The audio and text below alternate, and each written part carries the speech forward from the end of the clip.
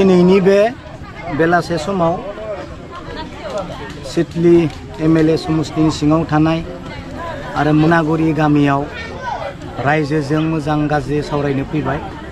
नंगौ बे समा इलेक्शननि बोथोर नङा, नाथाय जों गोबां खोथाफोरखौ जों इलेक्शननि समावल'सो बुंबोदों। नाथाय इलेक्शननि सम बारलांबानो जोङो सिरि सिरि थायो। नाथाय रायजोनो मोनथिहोनो गोनां गासैबो खोथाया उन्दै इलेक्शननि समावल' नङा। बेनिखायनो जिहेतु जोंहा बिटिसिखौ बासायनांगौनि खोथा दङ, रायजोआ बुजिनांगौनि खोथा दङ, रायजोनो खोन्थानांगौनि खोथा दङ।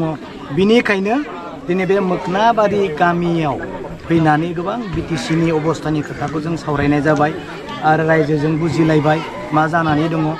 बेयावहाय बिदिहाय सोरखौबा जोङो थोंजोङै गुलि गुलि रायनायजों जेबो जोङो खालामाखै। दा रायजोनि सिगाङाव आं बेखौनो बुंदों जे दिनै जोंनि राजनितिकनि दैदेनगिरिफ्रा पलिटिसियानफ्रा बिटिसिखौल' मानो राज खालामनो सिमां नुयो, नङा होमबा? बिटिसिनि खाथियाव थानाय आरो मोनसे रायजो दङ, जाय रायजोखौ जोङो राज खालामनो थाखाय गोजौ फारसे आवगायलांनांगौ।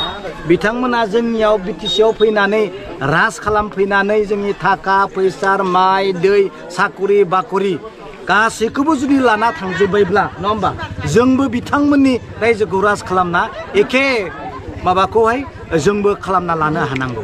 दा आङो दिनै रायजोनि सिगाङाव बेखौनो बुंदों। दा दिनै नोंथांमोना बुंनाय बायदि सोंनाय बायदि आं बुंनो नागिरदों। बिटिआर कर्टनि दफाया जिहेतु मावफुंजायासै, बिनि थाखाय दायनिगिरि प्रमदआ जानो हागौ। नाथाय प्रमद बर' बिथांनिख्रुइ बांसिन दायनिगिरि जागोन जाय गभर्नमेन्टआ दिनै प्रमिस खालामनानै, जाय गभर्नमेन्टआ दिनै रादाय होनानै एकर्ड खालामदोंमोन, बै गभर्नमेन्टआ मावफुङिया प्रमद बर'आ जेसेबां दाय जागोन बिनिख्रुइ बांसिन दाय जागोन, नङा होमबा? जाय दफाफोरखौ एकर्डनि गेजेरजों आसाम सरकार सेन्ट्रेल सरकारा मावफुंगोन होनना बुंदोंमोन, दिनै मावफुङाखैसै। प्रमद बर'आबोथ' निश्चय मावफुंनो थाखायनो सानदोंमोन, नाथाय मावफुङाखै सोर? प्रमदआ जायजों दङ, प्रमद बर' बिथाङा जाय सरकारजों दिनै दङ, बिथांमोनानो जेबो मावफुङाखैसै। दा बिनि थाखाय बुंदों आं, गासैबो दफाफोरा जिथु दिनै जाफुङाखैसैब्ला बिनि दायनिगिरिया हाग्रामा जागौमोन जेब्ला हाग्रामा महिलारिया बिटिआरनि चिफ जागौमोन होनना आं बुंदों, नङा होमबा? बे खोथाखौसो आं बुंदों। बेनिखायनो हाग्रामा महिलारिया बिटिआर एकर्ड जाफुङिनि जेबो दाय गैया, खिन्थु दाया जादों बिजेपिनि दाय जागोन होननानैसो आं दिनै बुंदों। दुरान काप फुटबल, दा नोंथांमोना दसे सम स्क्रेप खालामबायबा आं मोनसे लेखा होगौमोन। दा जेखिजाया दुरान काप जिथु फुटबल गेम जोंहा क'क्राझाराव दिनैनिफ्राय जुरिजेनदों, बेखौ जों बयबो मोजां मोनदों, बरायदों आरो रायजोआ नायनो मोजां मोनो, रायजोआ फुटबल नायनो मोजां मोनो, गासैखौबो मोजां मोनो। बिनि थाखाय आंबो बरायदों। खिन्थु दुरान काप फुटबल बायदि, नलेज फेस्टिभेल बायदि, ISPL फुटबल गेम बायदियाव मोनसे प्रग्राम खालामै जेरै फैसाखौ लुटिनानै जादों, माने अर्डार देखाय फैसा जादों, बेखौ रायजोआ मिथियोबा खिन्थु दुखु मोनगोन। हलाय नै आं मोनसे खोन्था नोंसोरनि एग्जाम्पल होनि, बुंनो हागौ बोरै फैसा लुटिना जादों होनना बुंनो हागौ नोंखौ होमबा? बिक्रम नों बोरै ISPLआव नलेज फेस्टिभेलाव दुरान कापाव बोरै फैसा बख' जादों होनना नों बोरै बुंनो हागौ? आंखौ बुङा होमबा? अब्ला आं नैबे लेखाखौ दिन्थिगोन। हमनानै ला नोङो जे एरेन्जमेन्ट अफ टेम्परारि गेलारि, माने बेयो ISPLनि टेम्परारि गेलारियाव नोङो 3.5 कोटि थाङो होमबा? हा फिसा आइटेम्सफोर दङ, ड्रिंकिं वाटार बा स्टेज डेक'रेसन, 3.5 करोड़ थाङो होमबा? हा आरो बे एखे प्रग्रामावनो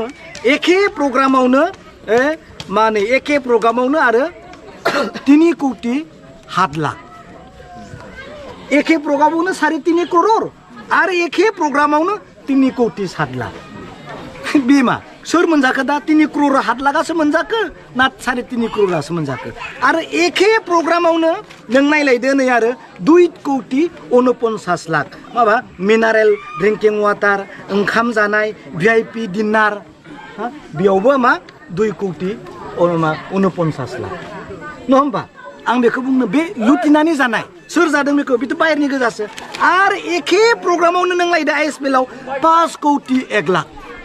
लेखानि नाय 5 कोटि लाख बेयाव मा जादों बे बेबो नै माबा इलेक्ट्रिसिटिनि माबा रिसेपसन माबा बानायनाय जिखि जाया मोनसे अर्डार देखाय देखाय मोनसे खामानियावनो मोनसे दुरान कर्टआवनो नों जुदि 5 कोटि 50 लाख जुदि आरो बेयावनो 2 कोटि 3 कोटि 3.5 कोटि जुदि मोनसे खामानियावनो जुदि बहननानै जुदि जाबाय थायोबा बे 6टा अर्डाराव बेलेग बेलेग बेलेग फाइलाव बिसोर बहनदों आं बुंदों बेबायदि बहन फैसा जानायखौ जुदि रायजोआ मिथियोब्ला दा आंनि आखायावसो लेखाया दङ सोंदो अफिसाव नंगौना नङा बेफोरनि डकुमेन्ट्सखौ नायदो नाथाय आं मानो इनकुइरि खालामनो होआखै नङा होमबा जोंनिनो मानसि दङ सानैसो जाथों कौटि कौटि मालाया दिनै जाना गालांबाय गारना थांदों कौटि कौटि बेफोरखौ हमनो हायाखै नों लकेलनि एसे फैसा जानायखौ नों मानो हमनो नङा होमबा बेनिखाय आं जेबो बुङाखै बेफोरबायदि बहनना जानाङा दा नों दुरान कापआव थांनाय बोसोराव बेसेबां थांदों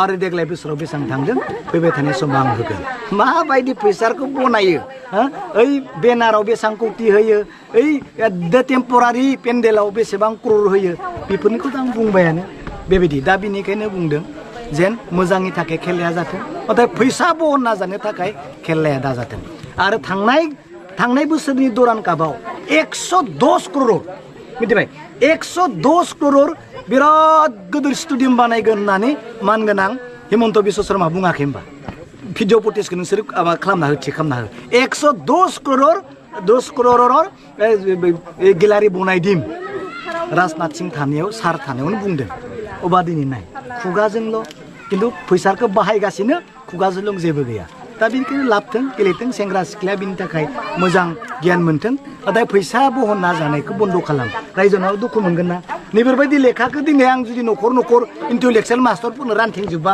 माथो डेन्जार जागोन नै डेन्जार नुयो अब पुरा लाख कौटिनि गोजानि 3.5 करोड़ 3 कोटि 50 लाख 3 कोटि 25 लाख 3 कोटि 38 लाख मा मिडियानो नै मिडिया पाब्लिसिटि फट' बेयावनो बेसेबां 3 कोटि 38 लाख मिडियाफोरनो फट' खेबनाय माबा नै मबा लाइट टिकेट मबा ओंखाम जानाय बिदियाव माने फैसा बहनो आरो मिथिबाय बिदि जानाङा होनना बुंदों जाबाय दाथ' नटिफिकेसनबो होआखै इलेक्सन बोथोरबो नङा ओइ इलेक्सन खाथियाव फैबा आंखौ इलेक्सन फैनायखाय टेप्राया फैलायबाय दङ बुंग्रा मिथिबाय टेप्रा होनना बुङोलै खिन्थु इलेक्सन गैयाबाबो आं मानो फैदों आं दा आयंमोननियावल' फैया पुरा कन्टेक्ट खालामनानै जोबदों सोरनिबा न'खराव थांगोन सोरनिबा रायजोआ मिटिं लिंबा रायजोआव थांगोन आरो सोरनिबा मन्दिराव थांबा मन्दिरावबो बुंहैगोन सोरबा चार्चफोराव जोबखांनानै मिटिं लिंबा बेयावबो थांगोन खारन बिटिसिखौ बासायनायनि खोथा दङ नङा होमबा दिनै बिटिसिखौ बासायनो थाखायसो खोथाग्राया